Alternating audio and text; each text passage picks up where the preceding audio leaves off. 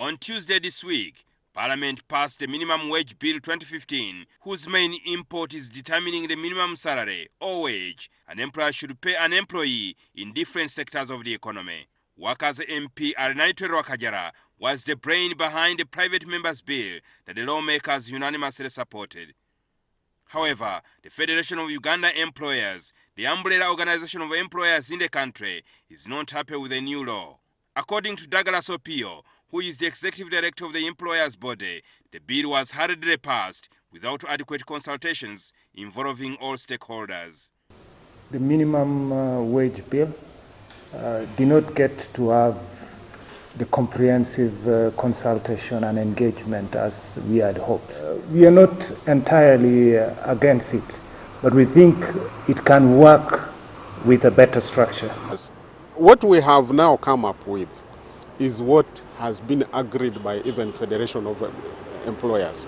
Because at first we were thinking about fixing minimum wage across the board, but we found that was a bit dangerous. Now, if we applied the minimum wage as it has been passed in Parliament, that means literally everybody should pay a minimum wage. But you have to take into account, for instance, our economy, a lot of informality. Some of these people employ someone 2 hours a day.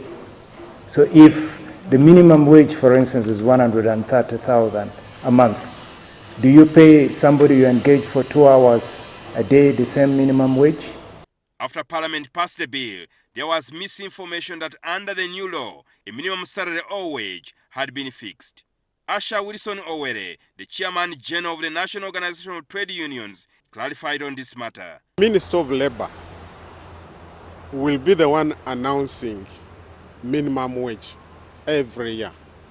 After all these surveys have been done, the board has fed the minister with what the market is all about. Now mandatory in the law that every year the minister must announce.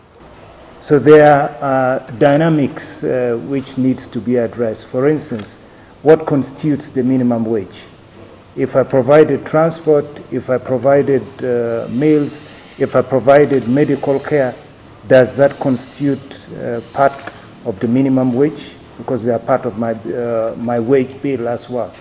So I think the principle of the minimum wage is the right one. But the approach to arrive at the minimum wage, I think, should have been more consultative.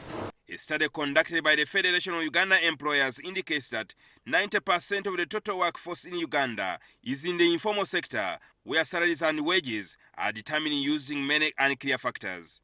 Slightly over 2 million Ugandans are formally employed. According to labor experts, government will have to design reforms to tap into majority of Ugandans in the informal sector so that they meaningfully contribute to widening narrow Uganda's tax base. Informality in itself is not desirable. It's not something to be proud about that we operate informally.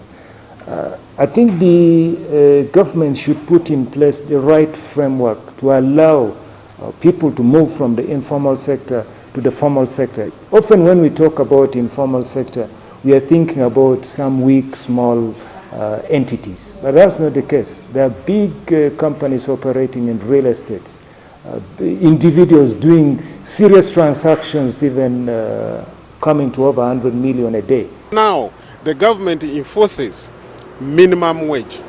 First of all, NSSF will have money because these poor workers have not been paid 1,000 at will.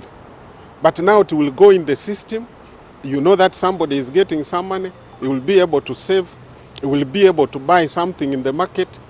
The government will also earn revenue. The teachers, let me say in private schools and so on, they will have their own minimum wage. Those in communication will have their minimum wage. Those in transport sector will have their minimum wage, and other sectors. But I have given you those. In the past, President Yoweri Museveni said he had reluctantly accepted the idea of minimum wage in Uganda. Typically at the National Labour Day celebrations on the 1st May, Labour Union have lobbied the president on minimum wage law, but the president always said priority should be given on creating more jobs and putting in place an enabling environment for investors. First of all, the political leadership were very, very negative about minimum wage. But we went actually lobbying and explaining up to the leadership of this country. So, instead of just going on, talking as if we don't know what we are talking about, when in fact the way is clear. What we should be talking about is to deal with those factors which delay the implementation of industry projects. What I'm praying for is His Excellency the President to sign this bill. Jingo Francis, NTV.